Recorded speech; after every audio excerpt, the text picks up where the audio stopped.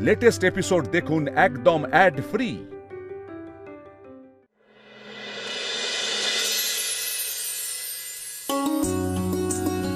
আচ্ছা, তোমরা খেতে খেতে একটা কথা শোনো। কি বল?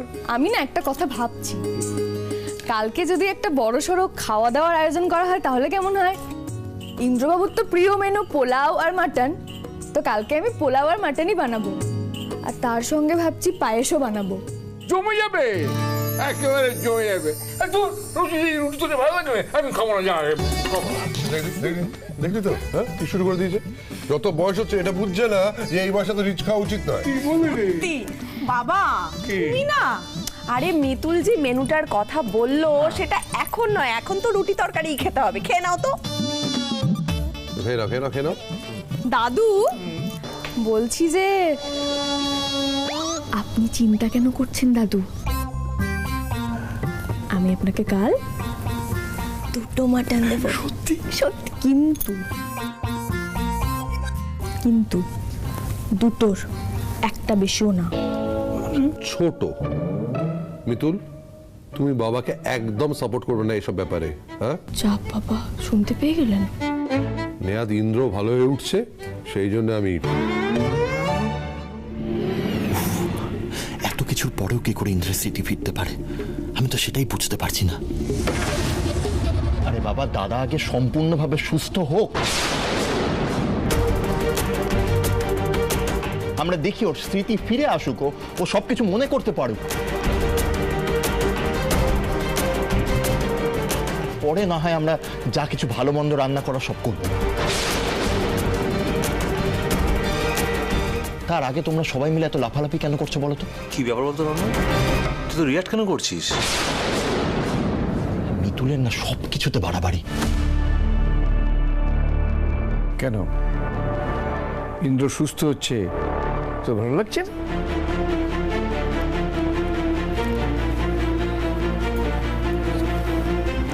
রণ দাদা, দাও জল দিয়ে দিচ্ছি তোমাকে।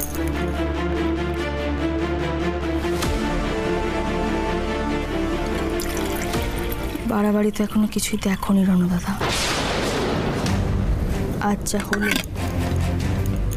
সেটা নিয়ে মুখ খুলবো?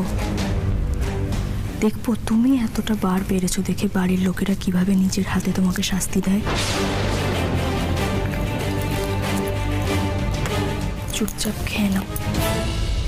মিতুল, আজ তোমার দিন, যা বলার বলে নাও, কিন্তু আমারও দিন আসবে, আর এবারে একেবারে খেল খতম করে ছাড়বো আমি।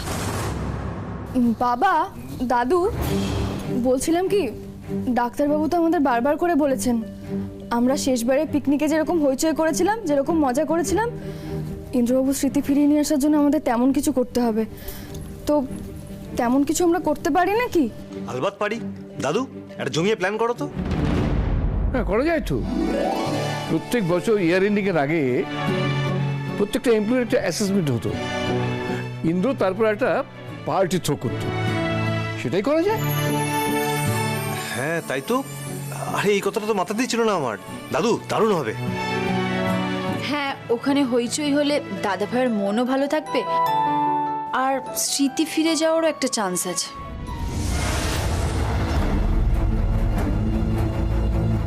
তাহলে তাই হবে, আমরা সবাই মিলে ইন্দ্রবাবুকে নিয়ে ওখানে যাচ্ছি।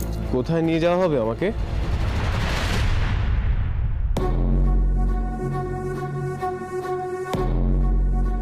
কেন? অফিসের পার্টিতে? আমি কোথাও যাব না, আমি সত্যি বুঝতে পারছি না এই মহিলা আমাকে কেন পাগল করে তুলেছে। বাবা বলছে আমি কাউকে চিনতে পারছি না, আমার কোনো কথাই শুনছে না। আমার সত্যি মনে আছে না আপনারা কোথা থেকে আমাকে নিয়ে এসেছেন। আমি এই বাড়ি ছেড়ে কোথাও যাব না। ইন্দ্র বাবা, প্রতি বছর এই পার্টিটা তুই অর্গানাইজ করিস, এমপ্লয়িজরা কতটা এক্সপেকটেশন নিয়ে থাকে। আপনারা কেন বুঝতে চাইছেন না? আমি তো বলছি আমি কিছু মনে করতে পারছি না, আপনাদের মুখগুলো আছে না। কিন্তু কিছুক্ষণ আগেই তো তুমি আমাকে মিতুল বলে। কি? না, আমি কাউকে কিছু বলে ডাকিনি, আমাকে কিছু মনে পড়ছে না। আমার আমার শুধু আবছা আবছা ওই একটা বাচ্চা মেয়ে, একটা মহিলা।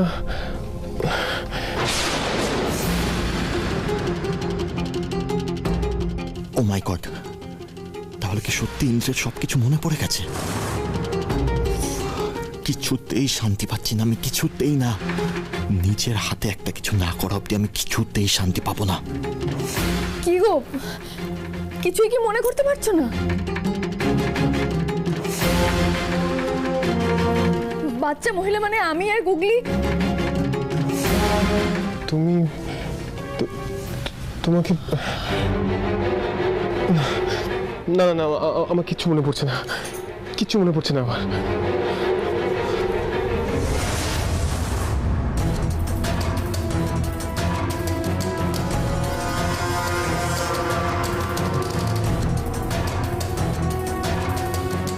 এ কি, ও আমার দিকে আসছে কেন? ও কি আমায় চিনে ফেললো নাকি?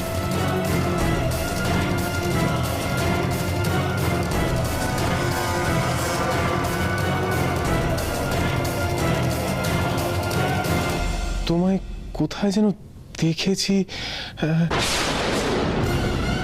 তুমি তুমি না না, কিছুতেই মনে পড়ছে না, সবটাই আবছা আবছা, কিছুতেই মনে পড়ছে না। Thank god. মনে পড়বে ইন্দ্রবাবু, সেই জন্যই তো কাল তোমায় নিয়ে যেতে চাইছি। না, আমি কোথাও যাব না, আমি বলছি তো আমি কোথাও যাব না।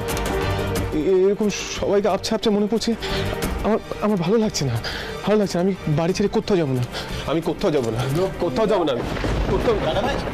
দাদা ভাই, দেখলে তো তোমরা? আচ্ছা, কেন তোমরা ওকে এভাবে প্রেশারাইজ করছো বলো তো? ওর যাওয়ার ইচ্ছা হলো যাবে, যাওয়ার ইচ্ছা না হলে যাবে না। এভাবে কেউ মেন্টালি টর্চার করে, কেউ এভাবে মেন্টালি প্রেশার দেয়? ঠিক আছে মিতুল, ছাড়। ও যখন যেতে চাইছেন ওকে ছেড়ে দে। এতদিন তো অপেক্ষা করলামই, আরো একটু করবো না হয়? বেশ, তাই হবে। আজ না হয় কাল তো ইন্দ্রবাবু স্মৃতি ফিরে আসবেই। আর ইন্দ্রবাবু স্মৃতি ফিরে এলে উনি যদি জানতে পারেন যে ওনার অফিসের কর্মচারীদের নিয়ে অনুষ্ঠানটা করা হয়নি, আমি জানি উনি নিশ্চয়ই তখন রেগে যাবেন। আর কালকের অনুষ্ঠানটা হচ্ছে বাবা, কর্মচারীরা সারা বছর যখন এই দিনটার জন্য অপেক্ষা করে থাকে, তখন এটা আমাদের করা উচিত। আর ইন্দ্রবাবুর অনুপস্থিতি ওদের বুঝতে না দেওয়ার জন্য আমরা সবাই মিলে ওখানে যাব, ওদের উৎসাহ দেব। দাদু, বাবা, পিসুমনি, কি বলছো তুমি? কিন্তু মিতুল, ইন্দ্র এ বাড়িতে একা। পিসুমনি, একা কোথায়? মুক্তি রয়েছে তো, তুমি একদম চিন্তা করো না। না, সেটা উচিত হবে না। কলি, তুই বরং ইন্দ্রর কাছেই থাক। না না দাদু, আমরা সবাই যাব, ইন্দ্রবাবুর কিচ্ছু হবে না। আরে বাহ, এ তো দেখছি মেঘ না চাইতেই জল। এই সুযোগটার অপেক্ষাতেই তো ছিলাম আমি। কাল সবাই যখন পার্টিতে থাকবে, সেই ফাঁকে আমি যা করার করব। ইন্দ্রজিৎ লাহিড়ীর গল্প কালকেই শেষ করব আমি। আমি জানি তুমি অনেক ভেবেচিন্তে এই সিদ্ধান্তটা নিয়েছো যে দাদাভাইকে একা রেখে যাওয়া, কিন্তু ব্যাপারটা একটু বেশি রিস্ক হয়ে যাচ্ছে না? এই কলি, আমি জাস্ট বাড়ি ফিরে বাবার কাছে শুনলাম যে প্রত্যেকবারের মতো এবারেও নাকি অফিস পার্টি অ্যারেঞ্জ করা হচ্ছে। হ্যাঁ, হচ্ছে তো। কিন্তু প্রত্যেকবার তো দাদাভাই সব কিছু অ্যারেঞ্জ করে, আর এবারে তো দাদাভাই এরকম অবস্থা, মানে ওকে একা আমরা ফেলে কি করে যাব, আমি সেটাই ভাবছি শুধু। সত্যি মিতুল, আমারও না এই ব্যাপারটা নিয়ে মনটা খুব খচখচ করছে। তুমি প্লিজ এই ব্যাপারটা একটু ভেবে দেখো। এক্স্যাক্টলি, আমিও ঠিক এই কথাটাই বলছি, মানে আমাদের কাউকে একজনকে দাদাভাইয়ের সাথে থাকা উচিত। দেখলে তো, শুধু আমার ভাই আমার কষ্ট বোঝে।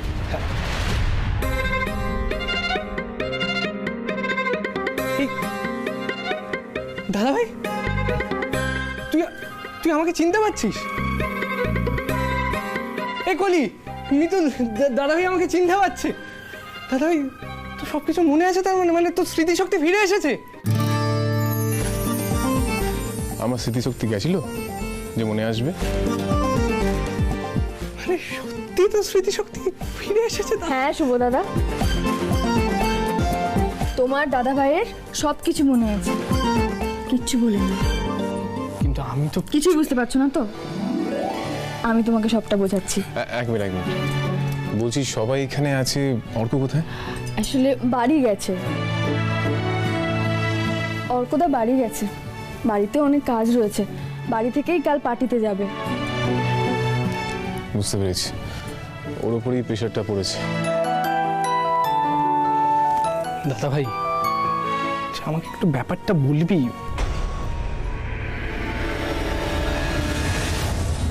হ্যালো, কাল ইন্দ্রজিৎ লাহিড়ী বাড়িতে একা থাকবে, মিতুল যাবে কোম্পানির পার্টি অ্যাটেন্ড করতে।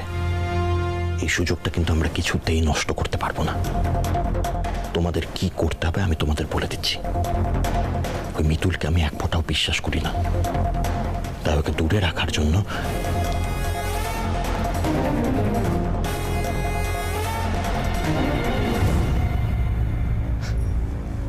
দাদা দাদা এমন একটা কাজ করেছে? ছি ছি, জাস্ট ভাবতে পারছি না যে আমার দাদা। আমি বুঝতে পারছি, তোমার খুব কষ্ট হচ্ছে। না গো মিতুল, না, আমার কষ্ট হচ্ছে না। ও যে আমার নিজের দাদা সেটা ভাবতে আমার লজ্জা করছে। অনেক অন্যায় করেছে মিতুল, অনেক।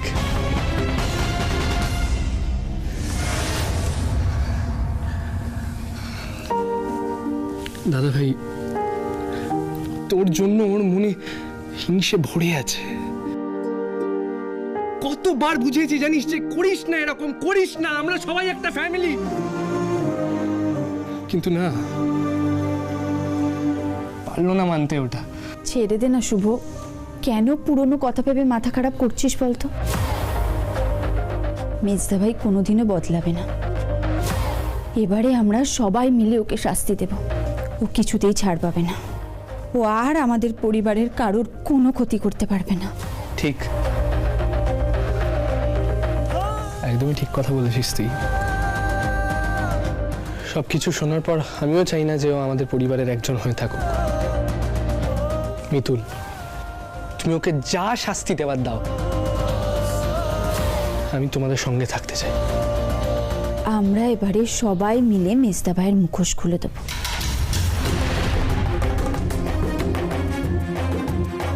কিন্তু মিতুল, দাদা ভাইকে একা রেখে যাওয়ার কথাটা, সেটাই তো ফাঁদ।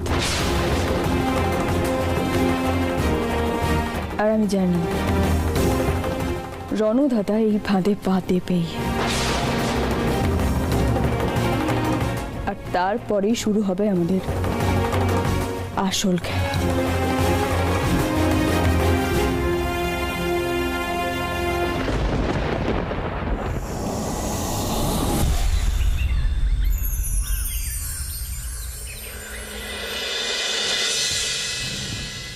কি ব্যাপার? আজ তো সবার যাওয়ার কথা ছিল, এখানে তো কাউকে দেখতে পাচ্ছি না। আমাকে অ্যাট এনি কস্ট এই কাজটা তাড়াতাড়ি করতে হবে। মিতুলকে এই বাড়ির থেকে বের করতে হবে আমাকে।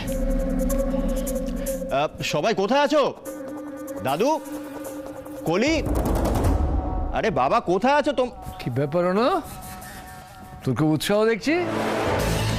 কি বলছো কি দাদু? আমি তো প্রত্যেক বছর এই ইভেন্টটায় দাদা ভাইয়ের সঙ্গে প্রেজেন্ট থাকি। আর এইবার তো দাদা ভাই থাকছে না, সো ডেফিনেটলি আমাকেই পুরো দায়িত্বটা নিতে হবে, তাই না? থাক, তোকে আর কোনো দায়িত্ব দিতে হবে না। ঠিকঠাক ভাবে আমাদের সঙ্গে চল, তাহলেই হবে।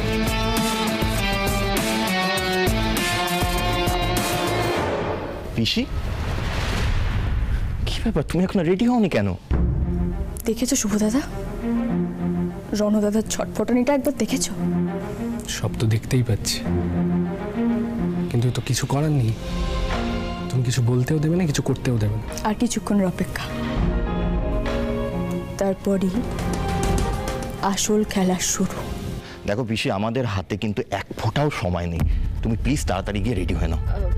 রনো, আমি না ভেবেছি আমি যাব না। কেন রে সুমি, তোর শরীর ঠিক নেই? না না বাবা, শরীর ঠিক আছে, এমনি আর কি। তাহলে পিসিমণি, তাহলে প্রবলেমটা কি? দেখো, তোমাকে কিন্তু যেতেই হবে, আমাদের সবাইকে যেতে হবে। আজকে কারোর বাড়িতে থাকা চলবে না। আর by the way, you are looking so pretty in this, তোমাকে খুব সুন্দর লাগছে। তুমি এভাবেই যাবে, চলো। আরে রনো কেন জোর করছিস বলতো? আমি তো বললাম আমি যাব না। তুমি ব্যাপারটা বুঝতে পারছো না পিসি, এখানে থাকাটা তোমার চলবে না, তোমাকে যেতে হবে পিসি, মানে তোমার যাওয়াটা খুব ইম্পর্টেন্ট।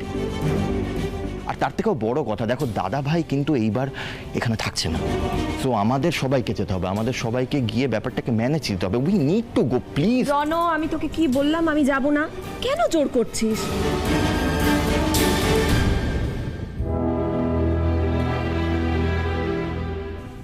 আসলে কাল রাতে না ইন্দ্রকে নিয়ে আমি একটা খুব খারাপ স্বপ্ন দেখেছি, তাই ওকে একা ফেলে রেখে আমার মন চাইছে না রে।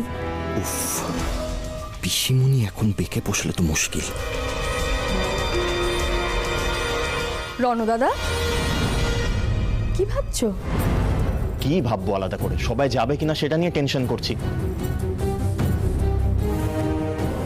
আচ্ছা মা, তোমার মনটা যখন এত খুঁতখুত করছে, তাহলে কি আমি একবার দাদা ভাইকে...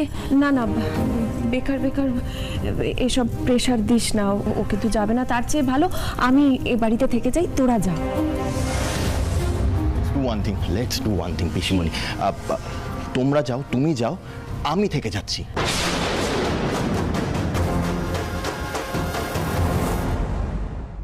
এই রনো, তোর ব্যাপারটা কি রে? তখন থেকে তুই সুমিকে ফোর্স করে চলেছিস। ওর মন যখন চাইছে না, ও থাকুক না। আর তাছাড়া সুমি যদি বাড়িতে থাকে, ইন্দ্রর কাছে একজন থাকবে, আমরাও নিশ্চিন্তে যেতে পারবো। বাবা, আপনি রাগ করছেন কেন? রণদাদা তো ঠিক কথাই বলেছে, বছরের এই একটা দিনেই অফিসের সবার সঙ্গে আমাদের পরিবারের সবার দেখা হয়। পিসিমণি, তুমি যাও, আমি বরং থেকে যাচ্ছি রণদাদার সঙ্গে। এই মেয়েটার না সবেতে বাড়াবাড়ি, তুমি বাড়িতে থাকলে তো কিছুতেই আমার কাজটা হবে না। রণদাদা, তুমি যতই ভাবো, এবারে তুমি কোনোভাবেই ইন্দ্রবাবুর কোনো ক্ষতি করতে পারবে না। মিতুল, এটা কি বলছো তুমি? এত বড় একটা ইভেন্ট, আমাদের সবার ওখানে থাকা দরকার, আর তার মধ্যে তুমি ছুটি না থাকো, কিভাবে হবে ব্যাপার? দাদা ভাই ছাড়াই বাড়িতে কেউ থাকবে না। আর পিসিমণি কোথায় যাবে কি যাবে না, সেটা পিসিমণিকে ডিসাইড করতে দে না। তুই কেন এত কথা বলছিস আমার মাথায় ঢুক? শোন, তুই না এর মধ্যে একদম কথা বলবি না। তুই নিজেই বাড়িতে কতক্ষণ থাকিস? আচ্ছা, তোমরা নিজেদের মধ্যে ঝগড়া করা বন্ধ করবে?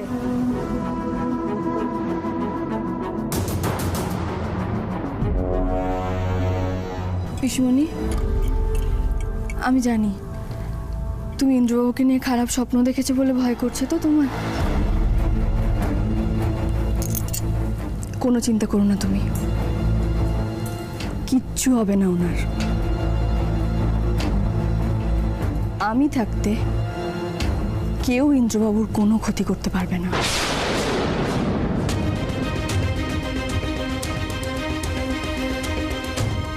আচ্ছা বলছি, কলি দিদি, দাদু, বাবা, শুভ দাদা, এবার কিন্তু সত্যি অনেকটা দেরি হয়ে যাচ্ছে, আমাদের এবার বেরোতে হবে। বারবার অর্কদা ফোন করছে, একা হাতে ছেলেটা কত কিছু সামলাবে বলো তো।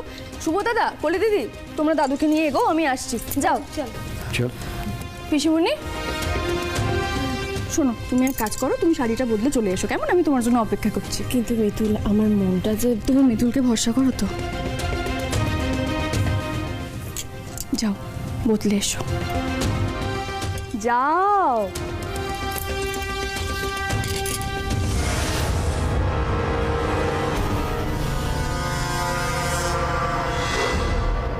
যাক, মিতুল নিজেই আমার কাজটা সহজ করে দিল। নয়তো পিসিমণিকে রাজি করানো আমার পক্ষে পসিবল ছিল না। মিতুল, তুমি জানতেও পারলে না, তুমি নিজেই ইন্দ্রকে মারার রাস্তাটা ক্লিয়ার করে দিলে। আর কিছুক্ষণ পরেই রণজিৎ লাহিড়ী তার খেলা শুরু করবে। ওই তো স্যার চলে চলো চলো।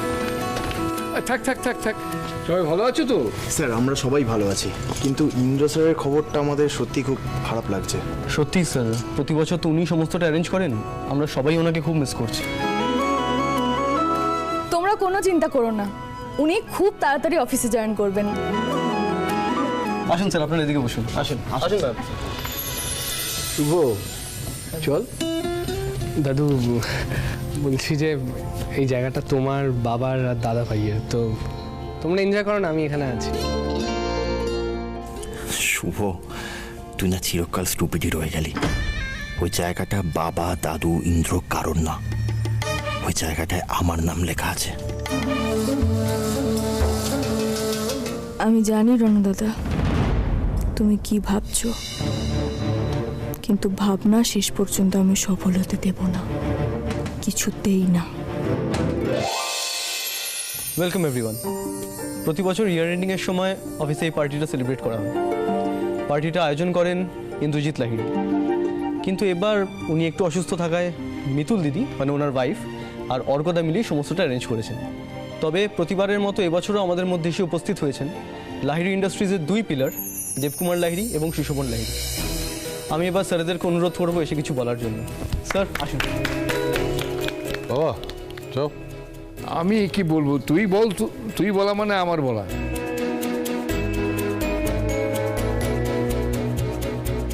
লেডিজ এন্ড জেন্টলম্যান, ইন্দ্র মানে আমার বড় ছেলে ইন্দ্রজিৎ লাহিড়ী বিজনেসের দায়িত্ব নেওয়ার পর থেকে আমি খুব দরকার ছাড়া অফিসে আসি না। তবে অফিসের প্রত্যেকটা খবর কিন্তু আমি রাখি। আমি জানি যে আপনারা নিরলস পরিশ্রম করে কোম্পানিকে আজ এই জায়গায় নিয়ে এসে পৌঁছেছেন। আসলে আপনারা না থাকলে আমাদের বিজনেসটা কখনোই সেই জায়গায় পৌঁছতে পারত না। তোমাকে আমি ইচ্ছে করে এই পার্টিতে এনেছি মিতুল, সবসময় তোমায় চোখে চোখে রাখবো। আমি ঠিক এখান থেকে সুযোগ বুঝে বেরিয়ে গিয়ে আমার কাজ শেষ করে ফেলবো, আর তুমি এখানে থাকবে, কিচ্ছু টেরও পাবে না। রণদাদা, তুমি যে একটা কোনো প্ল্যান সাজিয়েছো সেটা আমি ধরে ফেলেছি। আমরা সবাই বাড়ির বাইরে, এই সুযোগেই তুমি ইন্দ্রবাবুকে আঘাত করার চেষ্টা করবে, কিন্তু কিচ্ছু করতে পারবে না। তুমি চলো ডালে ডালে, তো আমি চলি পাতায় পাতায়।